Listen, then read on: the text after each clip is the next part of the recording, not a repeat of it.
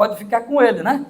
E é interessante que esse esboço, irmãos, eu fiz essa mensagem quando eu estava no enterro do pai do Marcão. Tu lembra, Marcão? Que eu estava lá no Rio de Janeiro de férias e Marcão me liga daqui e fala assim: pastor Geliel, meu pai morreu, né? E então eu fui para lá. E naquele dia Deus me deu essa palavra lá no enterro do seu pai. E eu estava lá sentado, porque foi outro que pregou, né? Não foi? Foi eu também? Foi eu. E eu só sei que eu estava lá e Deus me deu essa palavra lá naquele dia. E eu, quando peguei essa palavra, eu falei assim: puxa, mas isso daqui não é uma palavra só para morto, mas é uma palavra para vivos, para pessoas que estão respirando. Quem está respirando aí, puxa aí fundo que eu quero ver se está respirando. Está respirando? Vamos lá. Dá uma puxada aí de ar, né? Porque se não está respirando, tem que respirar. Que tem que acontecer. É vida. Enquanto temos vida, temos o quê? Esperança. Amém, irmãos? E graças a Deus, então, eu escolhi esse texto hoje porque sempre quando fala de família, eu fico pensando nessa família de Lázaro, de Marta e de Maria. São os amigos de Jesus, né? Os amigos que andavam, que caminhavam com Jesus e, de certa forma, têm uma grande lição a nos dar. E eu gostaria de compartilhar com vocês esse momento, e eu gostaria de ler aqui, né, esse texto aqui com vocês nessa hora. E diz ali, então: ouvindo, pois, Marta que Jesus vinha, saiu-lhe ao encontro. Maria, porém, ficou assentada em casa. Disse, pois, Marta a Jesus: Senhor, se tu estivesses aqui, meu irmão não teria morrido. Mas também agora sei que tudo quanto pedires a Deus, Deus tu concederá. Glória a Deus, irmãos. Quem conhecia essa passagem aí, levanta a mão. Quem conhecia essa passagem? Mas é uma passagem riquíssima. É uma passagem que vem trazer vida, vem trazer poder de ressurreição novamente. Porque muitas vezes nós estamos dentro da família e às vezes estamos agindo na nossa família como se estivéssemos mortos. Estivéssemos ali respirando até, mas como se tivesse perdido a esperança, a alegria. E eu olho para essa família e vejo que as expectativas deles foram além das fontes naturais do homem, mas ela partiu para o sobrenatural de Deus. E eu acredito que é assim que todas as famílias que um dia receberam a Jesus como Salvador devem também viver dessa maneira, acreditando no sobrenatural. Porque quando o crente só acredita no natural, ele está propício à falência, à perda, a abandonar, a largar aquilo que Deus colocou para cada um de nós. E quando eu leio esse texto, cada vez eu vejo vida, poder e, de certa forma, irmãos, o amor de Deus sendo aplicado na nossa vida. É interessante que, se a gente olhar para esse texto, a gente vai ver ali, primeiro, porque aqui quem toma a iniciativa é Marta, né? E é incrível que você pode ter certeza que quando você vê uma passagem anterior a essa, em que Jesus vai visitar a casa de Marta e Maria e Lázaro, né? Ele chega lá e quando chega nessa passagem que Jesus está visitando, a situação é diferente. Marta é ativa, Marta é aquela que está preocupada, mas quem é ali a elogiada é Maria. A Maria ali, ela recebe o quê? Maria escolheu a melhor parte, né? E a gente canta, né? Como Maria, que estava aos seus pés e dissestes a ela: esta é a boa parte. E todo mundo ficava olhando: puxa, Maria tomou uma decisão tremenda, ela escolheu a melhor parte. E muitas vezes a gente criticou, sim ou não, irmãos? Quem aqui talvez, que é pastor aqui, tem muitos pastores aqui, talvez a gente até já pegou esse texto de Marta e falou assim: está vendo? Marta deixou lá e não quis ficar aos pés de Jesus. Mas aqui a gente está vendo ao contrário. Enquanto que lá, Marta, Maria foi e sentou-se aos pés de Jesus para aproveitar. Aqui, Maria corre para Jesus. Marta corre para Jesus. Marta, então, corre ao encontro de Jesus, e é tremendo isso. É tremendo e é maravilhoso, porque, de certa forma, foi a ação que ela teve. Isso mostra que era uma pessoa que era proativa. E eu quero dizer para você, esse mês é o mês da família. Esse mês é o mês que nós escolhemos para que você, meu irmão, possa, de certa forma, chamar a atenção da sua casa, para que vocês busquem mais a Jesus, para que haja mais comunhão entre vocês, para que haja unidade entre o lar, entre pais e filhos, entre esposa e esposo, para que haja uma harmonia do céu dentro da tua casa, porque Deus tem um projeto para a sua casa. E a sua casa não é para ser uma filial do inferno aqui na terra, não. A tua casa é para ser uma filial do céu aqui na terra. Um lugar onde as pessoas olhem para dentro da sua casa e possam dizer, ali tem Deus agindo naquela casa. É o propósito que Deus tem. Adriana e Edinho estavam aqui abrindo o culto, e ele falando um pouquinho da história. Deus tem o propósito dele para a nossa vida. Assim como aqui a Manu também está indo embora, a gente pensa, meu Deus, vai deixar? Deus está no controle de tudo, irmãos. E nós precisamos crer nisso. Então, quando a gente olha essa situação e vê, Marta agora, ela toma a iniciativa. Ela podia dizer, meu irmão já está morto. Já passaram, quantos dias ele já estava morto, irmãos? Quantos dias? Vamos lá. 3 dias. Já estava indo para o 4º dia. Disse que já estava o quê? Fedendo pra caramba. Não dava nem para chegar perto. Mas mesmo assim, a Marta se levantou. E é interessante que ela vai lá, e a primeira coisa que ela diz, ela sabendo que Jesus vinha, ela disse, Marta, Jesus, Senhor, se tu estivesses aqui, meu irmão não teria morrido. Muitas vezes, irmãos, a gente está também como Marta.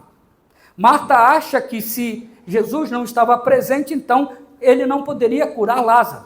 Mas hoje nós já não temos esse problema, porque afinal de contas nós sabemos que Jesus aqui era o próprio Deus encarnado. Era o Deus vivo que estava na terra, mas que muitos achavam, porque ele estava em forma de homem, não era Deus. Então, por isso ela falou, se tu estivesses aqui. Mas muitas vezes acontece isso dentro da nossa casa hoje, que a gente já tem informação que Jesus é o Rei dos Reis e o Senhor dos Senhores. E a gente fica, às vezes, pensando que a gente não precisa aclamar mais. Não, ela não sabia, mas ela foi lá e disse isso, se tu estivesses aqui, meu irmão não teria morrido. E olha o tema da minha mensagem. Vamos lá. Qual é o tema da mensagem? Mais forte, vamos lá. E essa é a pergunta que é para cada um de vocês hoje. E é isso que aconteceu. Marta, ela procurou quem? Jesus. E é o destino que nós devemos dar. Muitas vezes nós estamos reclamando da nossa família, estamos reclamando do marido, da esposa, dos filhos, mas a gente esquece de chamar Jesus para esse relacionamento. E aí, pode passar. A quem você procura? Olha só o que diz. Ouvindo, pois, Marta que Jesus vinha, saiu-lhe ao encontro Maria, Maria, porém, ficou sentada em casa. Essa mulher agora, então, mudou os papéis. A proatividade de Marta, mais uma vez aconteceu. Hoje aqui, a gente reconhece o quanto ela tinha fé, porque ela saiu depois de uma situação que estava deixando elas preocupadas, porque 2 mulheres sozinhas, naquele mundo anterior, irmãos, era dificuldade.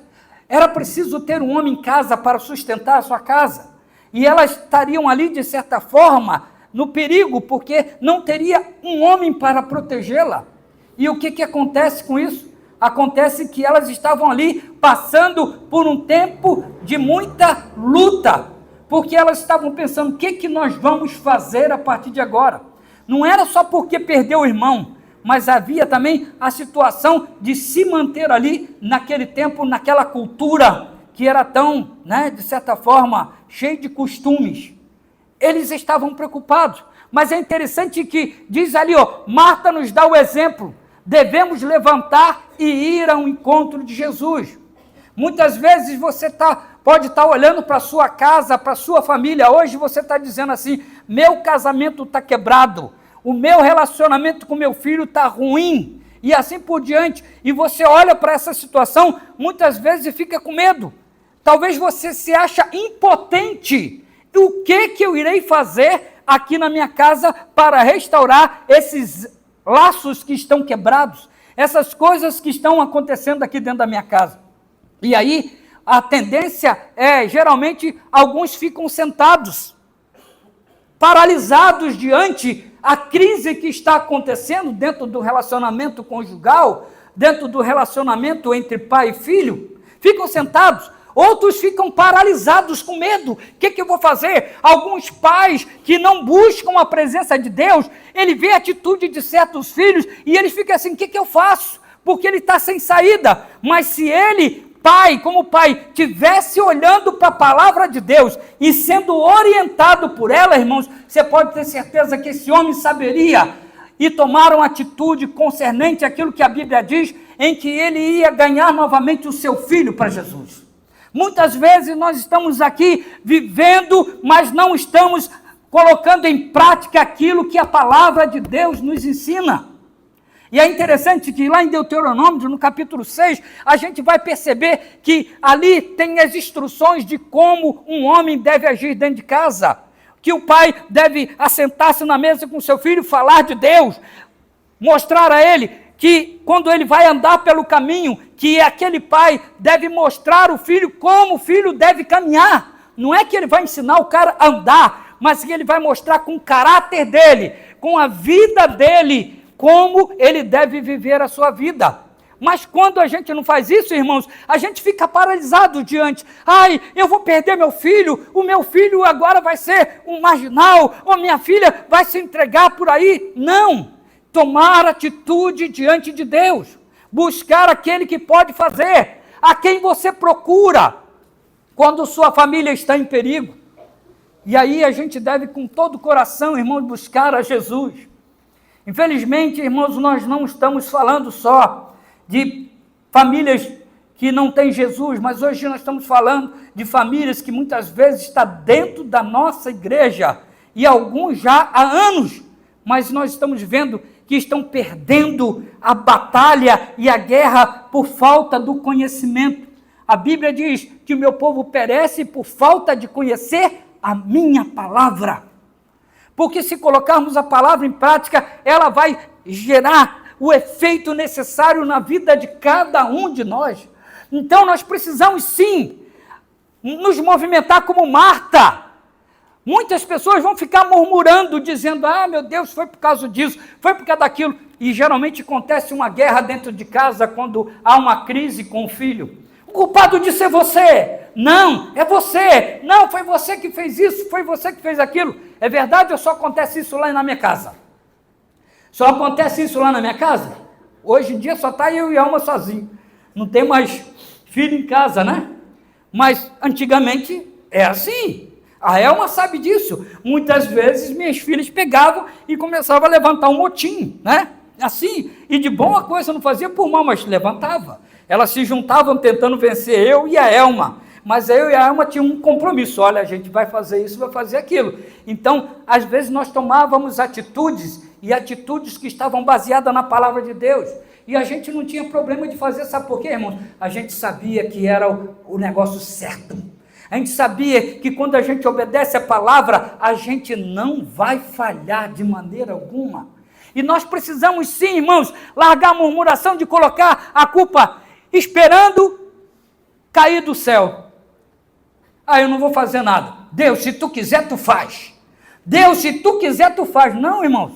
Deus colocou você, marido e mulher, pai e mãe, para governar a sua casa. Ele, o pai, é o cabeça. E você é aquela que vira a cabeça, o pescoço, né? Então quer dizer, quem manda mesmo, né? Sabe como é que é, né? Então tá lá, você tem que entender isso, irmãos. Que é junto, não é uma coisa separada, que nós precisamos estar ali, sabe? Buscando. Tem que parar a murmuração. E a gente não pode querer cair do céu. O que Marta fez? Ela levantou-se e foi ao encontro de Jesus. Enquanto Maria ficou o quê? Assentada. Agora Maria ficou sentada de novo, mas longe de Jesus. Ela ficou lá, talvez estava baqueada, passando por esse, sem saber o que fazer, então ela preferiu se assentar. Mas Marta, ela saiu correndo. Pode passar, por favor? Olha só o que diz o Salmo 127. Vamos ler bem alto, vamos lá. Se o Senhor não edificar a casa, em vão trabalha os que edificam. Se o Senhor não guardar a cidade, em vão vigia a sentinela. Olha só que coisa linda esse verso, irmãos, e é tremendo e maravilhoso. Se o Senhor não edificar a casa, em vão trabalhos os que edificam. Sabe, eu falei aqui pela manhã, e eu falei sobre esse texto, eu falei do poder do cordão de 3 dobras. Enquanto nós estamos querendo viver no cordão de 2 dobras, que é eu e minha esposa, irmãos, a gente vai fracassar. Mas quando a gente chama Deus, Jesus, para vir para esse relacionamento, para trazer Ele para dentro da nossa casa, aí, irmãos, fica difícil, porque um cordão de 3 dobras é mais difícil de ser quebrado, mas um cordão de 2 dobras pode ser. Quando Deus entra na nossa casa, é o que diz ali, nós vamos edificar a casa no momento certo, na hora certa. Uma casa edificada por Deus, irmãos, é uma casa construída sobre um alicerce, sobre uma rocha inabalável, uma rocha que está ali estruturada para aguentar todos os desafios, todos os intempéries da vida. Pode vir um vendaval, pode vir uma grande chuva, mas a casa vai permanecer em pé. E é isso que Deus tem um propósito para a família, principalmente as famílias que são servas do Senhor. Ele tem um propósito para que essas casas fiquem firmes e constantes na obra do Senhor. E eu e você, irmão, precisamos, de certa forma, viver isso todos os dias da nossa vida, baseado nessa edificação feita pelo nosso próprio Deus, né? E ali também disse o Senhor, não guardar a cidade, em vão vigia a sentinela. E eu falei hoje de manhã também, eu falei sobre isso, eu falei assim, que muitas vezes a gente quer ficar de olho nos nossos filhos, quer saber tudo que ele faz, mas é impossível, porque nós não conseguimos ver. Nós, por mais que a gente tenha, eu contei um pouquinho que a minha sogra, né, ela ficava assim, quando eu e Elma namorávamos, né, e ela ficava o tempo todo, a gente estava lá na sala, ela de vez em quando ia lá, e aí eu só via só a cabeça dela assim, ó, olhava, né, para ver se a gente não estava falando, ou indo além da conta, né, mas era o tempo todo, daqui a pouco voltava de novo, vocês querem beber uma aguinha, né, sempre oferecendo alguma coisinha. Daqui a pouco vinha o bigodudo do seu Joabe lá também. E aí, tudo bem? Né? Falar, né? E a gente ficava lá, sendo vigiado. Mas eu quero dizer uma coisa para você. Não foi porque ele estava ali olhando, porque se eles estavam olhando ali, mas a gente teve oportunidades inúmeras, porque eles não poderiam ver. Porque muitas vezes, irmãos, a gente quer colocar os olhos, mas a gente precisa confiar que Deus, Ele olha por nós, para os nossos filhos. Amém? Amém, igreja? Ele olha por nós, para os nossos filhos, porque se o Senhor não guardar a cidade, em vão vigia a sentinela. A gente pode tentar fazer o melhor, mas quem pode dar o melhor é Deus para a nossa vida, irmãos. Sabe? E ali nós temos ali, ó, o socorro para a nossa família vem sempre do Senhor. Queremos preencher o vazio da nossa família com outras coisas, mas o vazio é do tamanho de Jesus. Muitas vezes teu filho está rebelde, aí você fala assim, vou comprar um PlayStation para ele, um jogo, vou comprar um joguinho para ele, ele vai ficar animadinho, aí você lá dá para o seu filho, você está enchendo ele de coisas vazias, que vai piorar a situação do seu filho. Você vai dar um celular para ele, para dizer assim, vou dar um celular melhor para ele poder fazer isso, e às vezes você pensa que está fazendo melhor, mas você está fazendo pior, porque você está envenenando o seu filho, você está dando a ele coisas que vai dificultar mais a vida dele. Você precisa entender que quando você está em crise com a sua família, você deve chamar o seu filho para perto de você, e você deve orientá-lo com essa palavra. Essa palavra valeu lá no tempo de Moisés, de Abraão, de Isaac, de Jacó, de Davi, mas ela também vale até hoje aqui, irmãos. É essa palavra que vai fazer a diferença na vida da nossa família. Eu e vocês temos que experimentar isso. Segundo ponto, pode colocar para mim aqui, por favor. Vamos ler ali o segundo ponto, vamos lá. Jesus...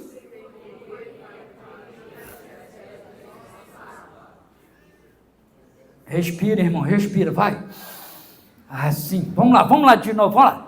Jesus tem poder para impedir as tragédias em nosso lar. Por que nós devemos procurá-lo? Porque é aquele que pode realmente fazer a diferença. Muitas vezes a gente vai procurar, a primeira coisa, quando um filho fica doente, a gente fica tão desesperado que a gente vai procurar um médico. Mas às vezes, nós como crentes, esquecemos de orar por ele. Às vezes a gente vai procurar um advogado, vai procurar um psicólogo, vai procurar tanta coisa, mas esquece de procurar aquele que se colocou à disposição para servir a família. Porque a família, irmãos, é criada por Deus e tem o objetivo principal de fazer com que o evangelho seja pregado nessa terra.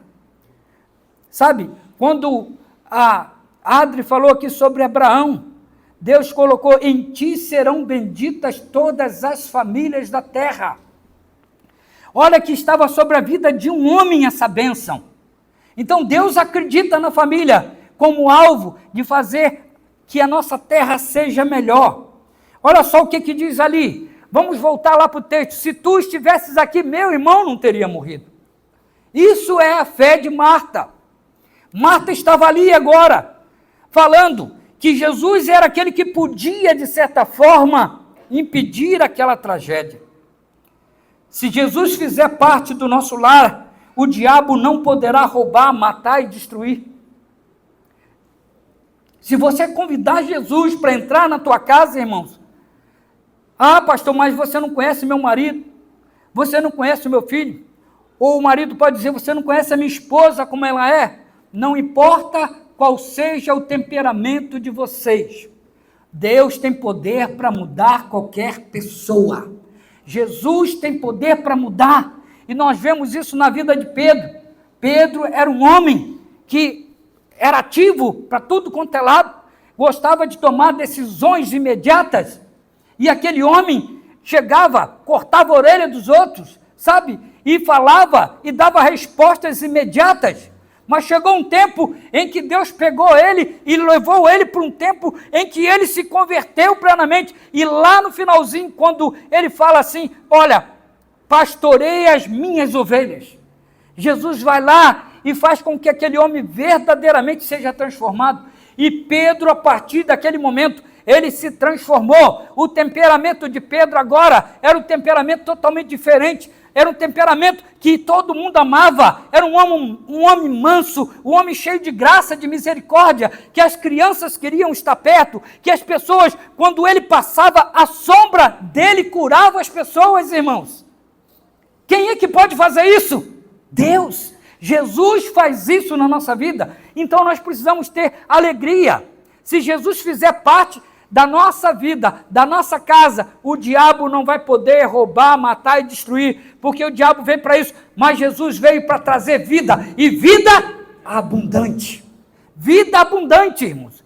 E eu tenho aqui um testemunho da Dorcas, uma mulher que eu conheci, e ela um dia ligou para mim, pastor, por favor, vem aqui para casa, eu estou aqui com meu filho o filho dela já tinha lá para os 21, 22 anos de idade.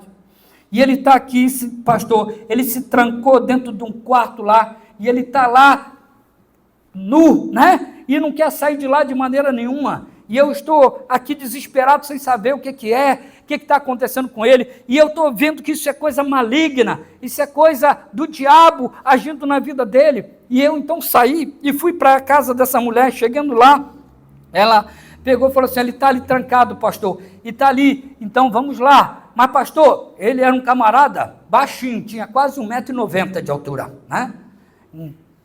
Grande, né? E um garoto alto lá, mais forte do que eu e tudo, né? E aí eu peguei, não, mas eu vou lá. Ela disse: pastor, mas ele está enfurecido. Eu sei, mas eu sei o que está enfurecendo, e eu sei quem é que está lá com ele. E aquele lá vai ter que sair, porque quando Deus entra, ele tem que bater em retirada, irmãos. Então eu fui e entrei, bati na porta: quem é? Eu falei: sou eu. E ele falou assim: não vai, ninguém vai entrar aqui não, eu vou entrar. Em nome de Jesus, agora eu te ordeno, abra essa porta, né? E aquele jovem foi lá e abriu a porta. A primeira etapa já estava feita. Eu falei assim: se Deus abriu a porta, agora ele vai derrubar um gigante. É assim que a gente deve fazer. E eu entrei naquele lugar, e quando eu entrei naquele lugar, ele: o que você quer aqui? Não sei lá, começou a me ofender. Eu falei assim: em nome de Jesus agora, eu te repreendo, Satanás, sai dessa vida agora, em nome de Jesus. E aquele cara desabou no chão na mesma hora. E ele estava peladão, irmãos. Tu imagina a situação, né? E eu cheguei lá, botei assim, em nome de Jesus agora, demônio, você vai sair desse corpo, esse corpo não te pertence, e a partir desse momento, em nome de Jesus, ele vai ser liberto. E aquele menino foi liberto, irmãos. E aí, né, começou os acontecimentos, né, e começou a mudar, melhorou, mas ainda não tinha entregado a vida para Jesus. E aí, teve um tempo que ele deu uma crise, e aí que a mãe achou melhor levar no médico, e levou ele lá no médico. E aí, chegando lá no médico, o médico marcou com ela: olha só, eu tenho um diagnóstico para dar para a senhora do seu filho. A senhora podia vir aqui tal dia? Aí: posso. Aí ela liga para mim, falando mais uma vez: pastor, eu tal dia, eu vou lá no hospital, pastor. O médico falou que vai me dar um diagnóstico do meu filho, eu não sei o que é, eu estou assim. Se eu não podia ir lá comigo, eu falei assim: vou sim, né? E aí pegou, foi eu e Elma, e nós fomos lá, e chegamos lá na casa no hospital, né? E ele estava internado lá ainda, e aí sentamos lá e ficamos ouvindo. O médico chegou, frio, né?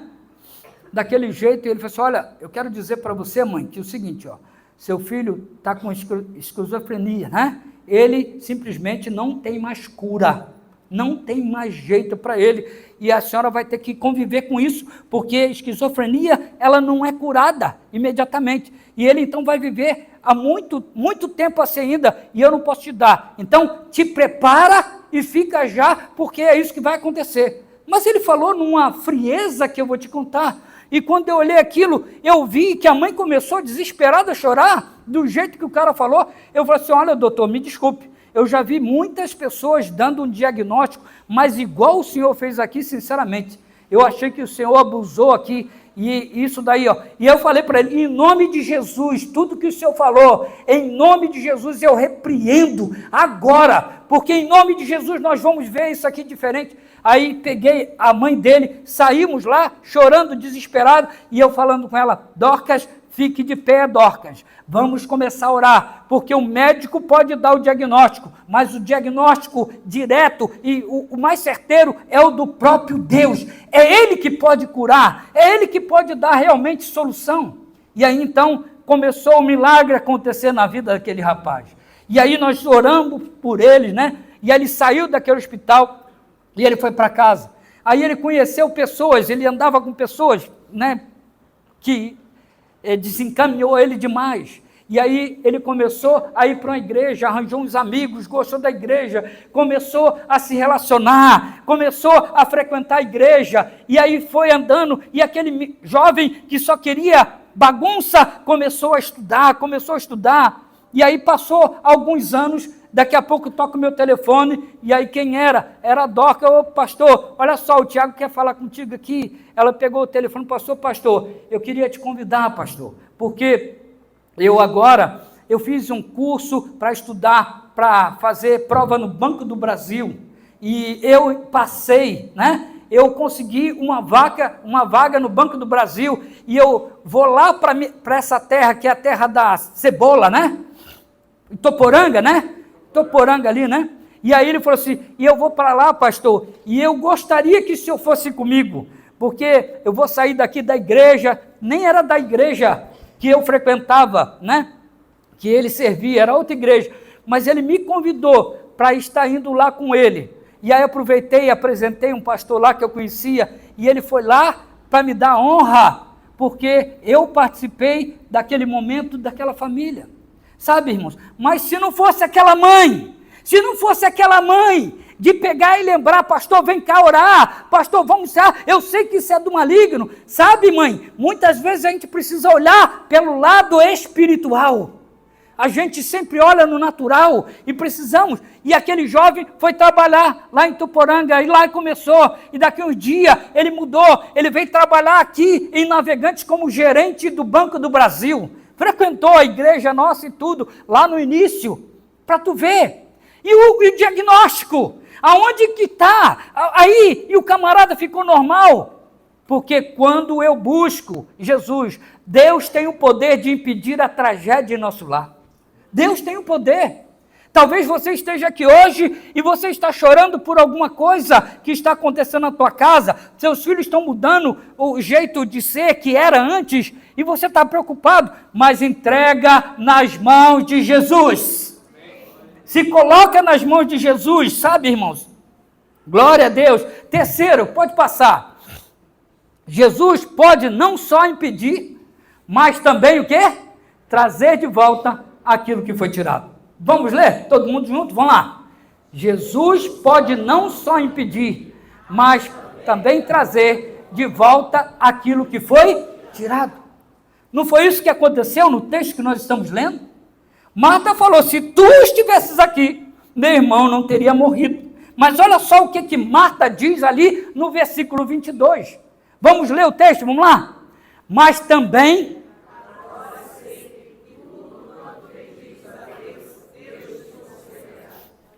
Mas também agora, eu queria que você pudesse colocar, porque muitas vezes a gente vai ler um texto desse e a gente está lendo lá no passado. Eu quero que a gente entenda que essa palavra é para hoje também. Quem acredita nisso, aí levanta a mão e dá um glória a Deus, irmãos. É para hoje ou não é? É para agora. Não é para depois, é para agora, porque assim como Marta, nós precisamos tomar uma atitude, uma decisão. E é interessante que ela fala, mas agora também sei, tudo quanto pedires a Deus, Deus te concederá. Deus tem poder. Há esperança para todo aquele que crê. Há esperança. Quem crê aqui, levanta a mão. Quem crê aqui, levanta a mão. Quem crê aqui, irmãos, levanta a mão. Sabe, agradeça a Deus, porque quem colocou a fé no teu coração não foi você, foi o próprio Deus que colocou. É impossível. Sem mim, nada podeis fazer. É isso que diz a palavra. E é interessante que Jesus tem poder para fazer tudo novo. E aí eu coloquei um negócio aqui bem romântico, né? Tempo de namoro. Tempo de namoro que eu estou falando aqui para casais. Então, o tempo de namoro, ele tem que continuar. Muitas vezes, você está dentro de casa com a sua esposa, na qual você escolheu, na qual você pegou e orou por ela, e muitas vezes você está olhando e olha para a tua esposa sem satisfação. Ou talvez seja o contrário, seja você, esposa, que está olhando porque ele era um príncipe, né? Quando você conheceu, e agora ele virou sapo, né? E aí o que acontece? Você está olhando para o sapão agora, mas lembre quem escolheu ele. Quem escolheu ele, olha para o teu sapo aí do lado, olha para o seu sapo.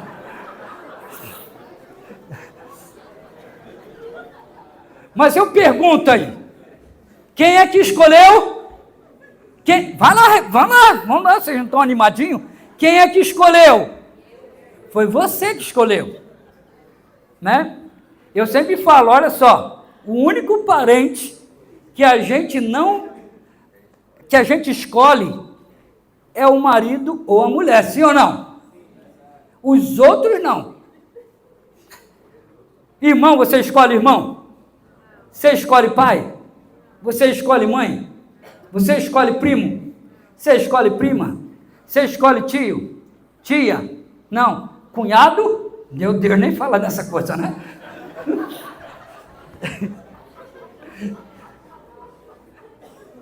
É verdade, você não escolhe, né? Você não escolhe. O único parente que você escolhe é o seu cônjuge. E aí, se você vem dizendo para mim que ele é isso, que ela aquilo, eu digo, meu camarada, a culpa é tua. Você errou. Então, você tem que... Você mesmo. E é verdade, irmãos. A gente muitas vezes quer fazer como Adão. Adão que estava lá no Jardim do Éden e de repente Deus vai visitar, vai no relacionamento e chega lá e ele pega, quando ele chega lá, ele pergunta, Adão, onde você está? Adão estava atrás da moita. Estava atrás da moita. Ele pergunta, por que você está aí? Porque nós estamos nus. E aí Deus pergunta, mas quem falou para vocês que está nu? Foi a serpente que enganou a minha esposa. Foi a mulher que tu me deste. Ele começa a jogar culpa na mulher, né? Mas a gente não deve fazer isso de maneira nenhuma. A gente deve saber que nós temos uma aliança com Deus, mas também temos uma aliança com essa pessoa que está do nosso lado. E é por isso que eu digo, o tempo de namoro nunca acaba no relacionamento conjugal. O tempo de namoro deve persistir, muito pelo contrário. Eu pensei que na minha vida, quando comecei lá, né? Quando era mais jovem, e aí, aquele fogo todo, né, de casamento, e era um jovem que estava lá, tinha me guardado para o casamento, foi o primeiro relacionamento sexual que eu tive, foi com a minha esposa, eu nunca tive relacionamento com outra mulher, então estava lá, e eu achava que aquele momento seria os momentos melhores do meu casamento, e aí foi passando um tempo, eu tive que investir no meu casamento, eu tive que abrir mão, quebrar o meu orgulho como homem muitas vezes, quebrar, sabe, aquele orgulho do macho, né, que muitas vezes está ali atrapalhando a vida, e saber que a gente precisa se converter ao coração da mulher, e a mulher ao coração do homem. E é nesse tempo em que nós aproveitamos, irmãos, para entender que assim como Jesus ama a igreja, nós precisamos amar a nossa esposa. Eu quero ouvir dos homens aí, né? Um amém. Amém. Glória a Deus. Temos que amar nossa esposa assim como Cristo amou a igreja. E o amor de Cristo é o amor sacrificial. É você dar a sua vida por ela. Sabe, nós precisamos voltar ao romantismo. Porque quando eu pensei que estava acabando a alegria da sexualidade, Deus abençoou. Deus animou de novo. Deu um gás novo lá. Já estou fazendo quase 60 anos de idade, irmãos, né? Mas Deus está abençoando e a alegria está voltando para casa. A alegria está lá todos os dias. Sabe por quê, irmãos? Vocês estão rindo, mas vocês vão ver, né?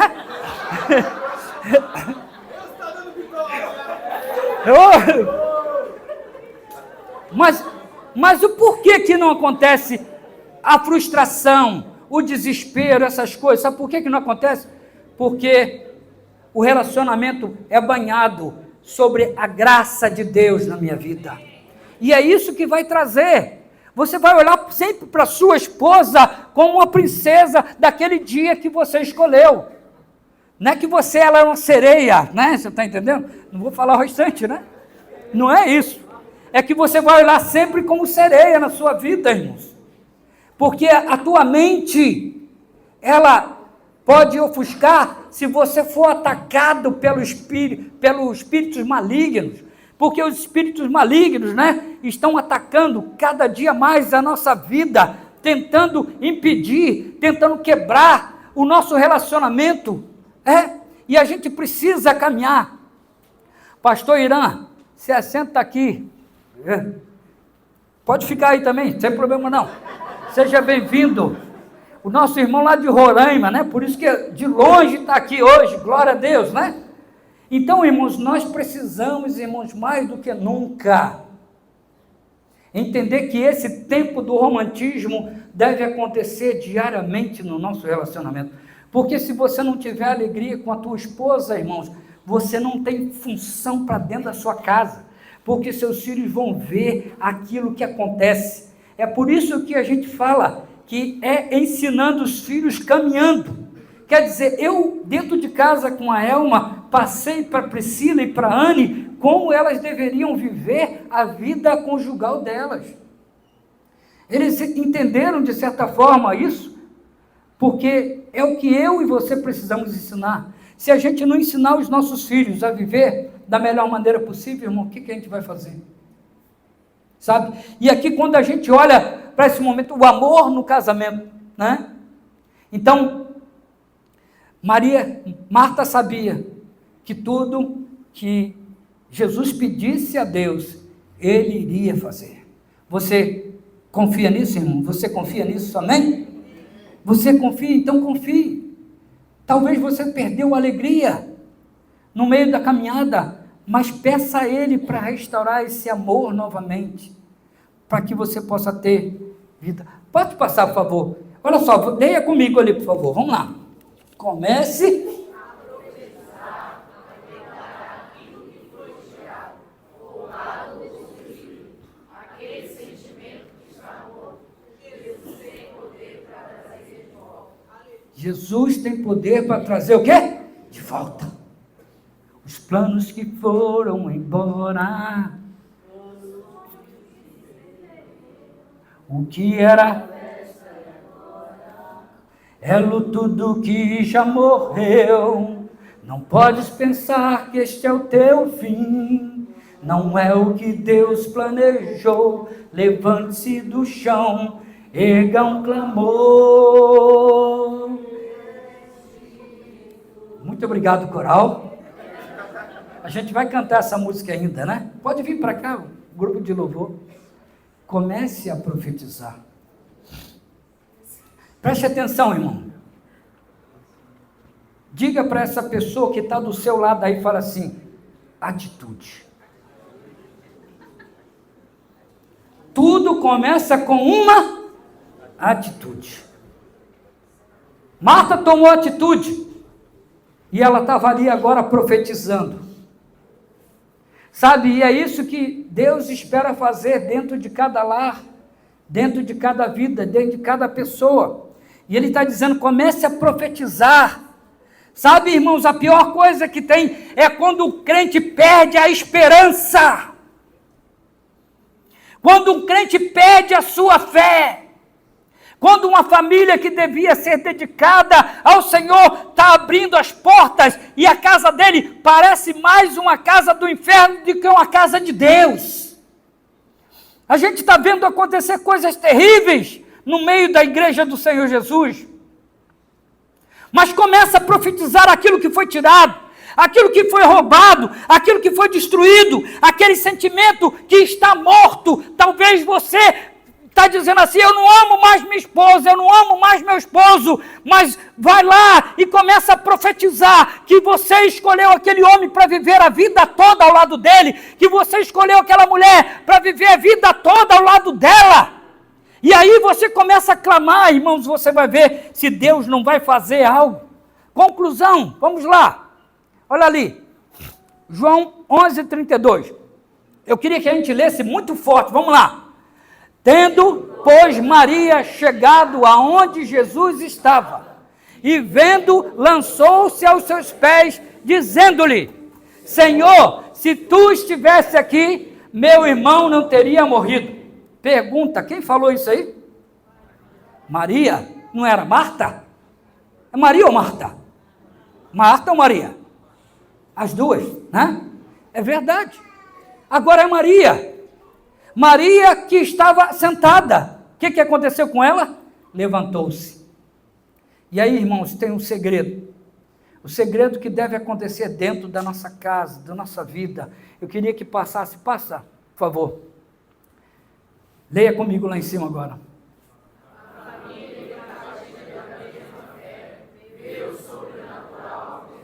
Pode ler mais uma vez? A família que partilha da mesma fé, Deus sobrenatural. Quem acredita nisso aqui, irmãos? Quem acredita nisso aqui verdadeiramente? Você acredita nisso, irmãos? É isso, irmãos. que a gente deve? Família que partilha da mesma fé, vê o sobrenatural de Deus acontecer. Sabe, que coisa linda. Marta já tinha ido, mas quando Maria foi ao encontro de Jesus, depois de ficar parada, ela chega lá e ela diz a mesma coisa para Jesus. Ela fala que, Senhor, se tu estivesses aqui, o meu irmão não teria o quê? Morrido.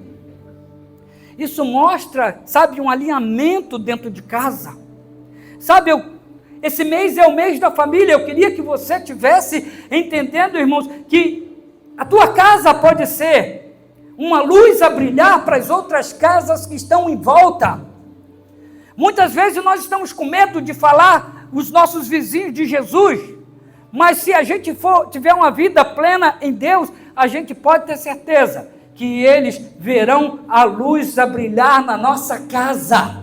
Não vai ser preciso você ir lá forçar o cara, vir na tua casa, mas eles vão ver em vocês uma luz diferente. Sabe, mas para isso precisa ter um alinhamento, assim como Marta e Maria. Um alinhamento em que o sobrenatural de Deus vai acontecer. Quando marido e mulher, quando pais e filhos estão unidos dentro de um propósito diante de Deus, irmãos, você pode ter certeza que o sobrenatural vai encher essa casa das bênçãos de Deus. Vai acontecer na sua vida, meu irmão. Vai acontecer. E eu quero convidar você a ler comigo todo esse texto, porque esse texto é tremendo, é maravilhoso. Porque agora Jesus toma ali, no versículo 40 a 44, e diz assim: disse-lhe Jesus: verás a glória de Deus? Tiraram, pois, a pedra de onde o defunto jazia. E Jesus, levantando os olhos para cima, disse: Pai, graças te dou por me haveres ouvido. Eu bem sei que sempre me ouves, mas eu disse isto por causa da multidão que está em redor, para que creiam que tu me enviaste. E tendo dito isto, clamou com grande voz: Lázaro, sai para fora. E o defunto saiu, tendo as mãos e os pés ligados com faixas, e o seu rosto envolto num lenço. Disse-lhe Jesus: desligai-o e deixai-o ir. Glória a Deus. Ali embaixo está: Jesus pode todas as coisas. Tudo é possível ao que crê. Quem crê aqui, irmãos? Quem crê? Quem crê? Quero saber quem. Levanta a tua mão. Quem crê? Você crê? Você crê realmente? Tu crê que Deus pode fazer isso na sua vida?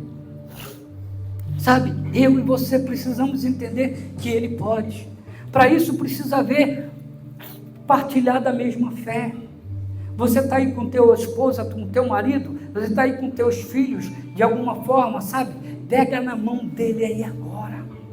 Sabe, irmãos? E começa a clamar para que vocês tenham um alinhamento diante de Deus, para que Deus possa fazer. Esse mês é um desafio. Nós temos mandado para os irmãos todos os dias, irmãos. A gente está mandando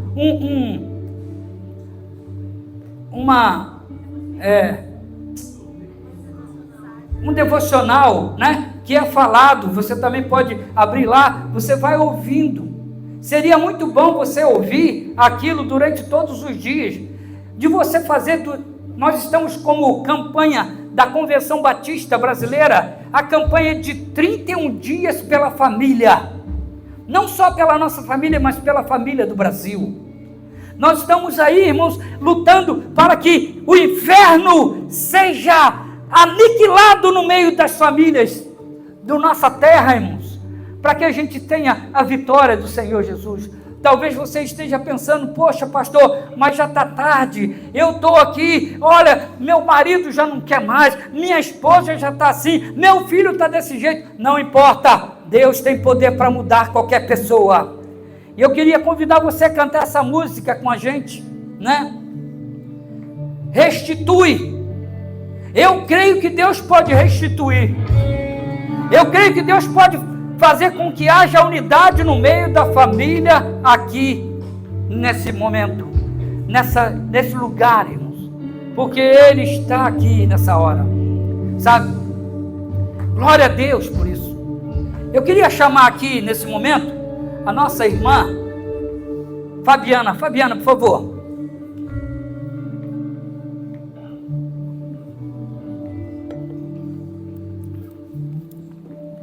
Fabiana vai dar um testemunho, um pouquinho da vida dela, ela vai contar aqui pra gente, né?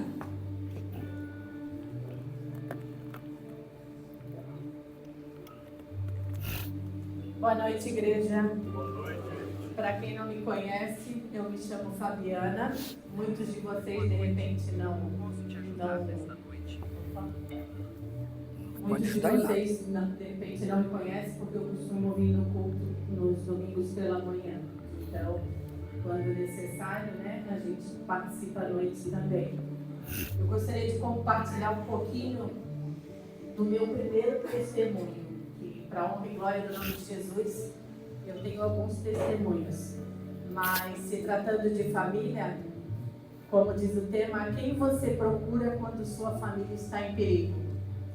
Antes de eu conseguir ter um encontro com Deus e buscar a solução, nós batemos em várias portas.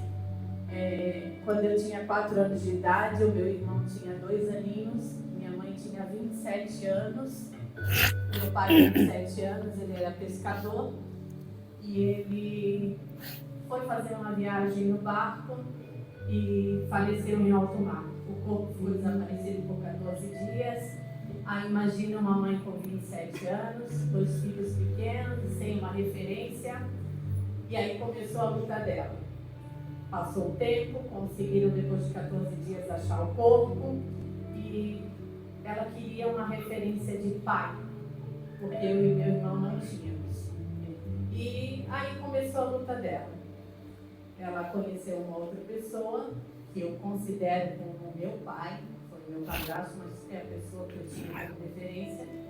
Só que ela queria um pai, porém ela não queria um marido. E com isso, ela acabou entrando em depressão, se aprofundou na bebida, ao ponto de tomar tudo que é tipo de bebida, e passou a tomar álcool puro. Esse álcool 70 que a gente usa para fazer limpeza, ela tomava esse álcool. E uma vez, a gente assistindo televisão, meu padrasto ouviu uma palavra e recebeu aquela palavra e me convidou para a gente ir até a igreja participar de uma oração. Chegou lá, parecia que o pastor estava dentro da nossa casa. Tudo o que acontecia, parecia que ali eu vi o próprio Deus. E eu mesmo com 13 anos, eu falei, existe esperança. Nós já havíamos procurado vários locais, além da minha mãe, ela enfrentar o problema com a bebida, ela manifestava com espíritos malignos em casa. Então, às sextas-feiras, 6 horas da tarde, era o inferno instalado na nossa casa. O espírito maligno dizia que era fulano, beltrano e assim. E eu cresci vendo a minha mãe naquela luta. E o meu padrasto, ele foi comigo, não teve força, mas eu vi que havia esperança. Que Deus, ele podia reverter aquela situação. E eu decidi lutar pela minha casa. Não foi fácil. Foi um processo. Na igreja é muito boa a palavra. A gente recebe força, está todo mundo no mesmo espírito, todo mundo na mesma fé. Mas quando eu chegava lá em casa, eu saía dali com fé, falei, não, vai vencer, vai mudar. Eu chegava em casa, não era só ela, era ela e o meu padrasto bebendo. Era uma situação bem delicada, né? Mas eu comecei a colocar dentro de mim e eu comecei a enxergar eles do jeito que eu queria ver. Eles convertidos. E eu apresentava eles a Deus. Ia para a igreja com chuva, com frio, com vento. Não importava. Eu estava determinada a lutar pela minha família. E para a honra e glória do nome de Jesus, depois de 1 ano, porque o tempo é de Deus, não é nosso, né? Na verdade, eu entendi depois que Deus, ele queria trabalhar na minha vida. Ele me restaurou, me curou, me libertou e me preparou Nesse período em que ele estava tratando a minha mãe, ele me tratou. E depois, para a honra e glória do nome de Jesus, ela se converteu, foi dia a dia, passo a passo. Depois o meu padrasto, ele ia para a igreja, mas não tinha força, vinha para cá, para a igreja, tomava Santa Ceia, saía dali, primeiro bar ele passava meu misericórdia. Só que eu sempre coloquei no meu coração, crer no Senhor teu Deus e será salvo tu e a tua casa. Então não importava o que meus olhos estavam vendo, eu enxergava o que eu queria. E assim foi, até que ele passou por uma situação de saúde difícil e ele teve um momento com Deus. Lá dentro do hospital ele foi batizado, entregou a vida para Jesus e veio a falecer. Então eu digo para você, vale a pena lutar. Não desista, não existe outra saída. E Deus, ele está ali, ele só está esperando a gente se lançar. E Deus foi maravilhoso, restituiu a minha casa, a minha família. Hoje a minha mãe é liberta, convertida, casou novamente, vive com uma pessoa maravilhosa. Eu fui abençoada, conheci o meu sapinho que está ali. Então, assim, valeu a pena. Mas o tempo foi bom com a gente, porque hoje a gente, olhando as fotos, a gente fala, não, realmente, o tempo foi muito bom para a gente. Então, pessoal, brincadeiras à parte, eu gostaria de fechar com esse versículo em Efésios, capítulo 3, versículo 14, que diz: por esta causa me ponho de joelhos diante do Pai, de quem toma o nome de toda a família, tanto no céu como sobre a terra. Que você esteja disposto a se pôr de joelho. Não importa o que você está enfrentando, não importa o que os teus olhos físicos estão te mostrando. Talvez você esteja aqui sozinha, como eu comecei lá. Muitas das vezes eu ia chorando, porque eu era uma criança e eu tive que lutar pela minha casa. Mas Deus, ele honrou, e hoje não somente minha mãe, meu pai, mas hoje tenho um casamento abençoado, uma filha abençoada que mora na Argentina e está lá fazendo missões, está lá estudando medicina, mas o propósito dela é viver em missões com a medicina. Tenho 2 enteados maravilhosos, que eu nem gosto de dizer que é enteado, são meus filhos, acho que são mais meus do que deles. Então, assim, ó, Deus, ele te dá por completo. Amém. Então, vale a pena, não desista e olhe para aquilo que você quer alcançar. Que Deus abençoe a tua vida.